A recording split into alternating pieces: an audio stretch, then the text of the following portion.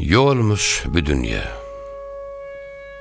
Adem diyarının Vuzut şehrine 360 günlük yolmuş bir dünya.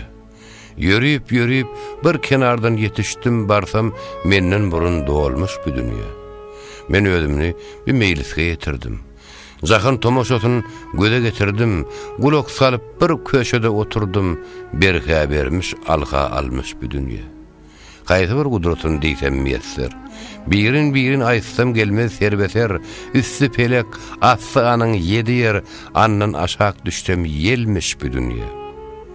Kaytar mevtim ulu. Yar bulta Huday. Anın birligine sen kılgın pervay. Bolan günün toydur, ölen günün vay. Baştan ayak kalmış bir dünya. Gargala etrafının Kamsmol kolhodunda yaşayan Hudaý berdi, anny berdi, oğlunun ýadyrıp aldyny. Bu oşguýuny Zunubiýanyň adyna maglum etdim.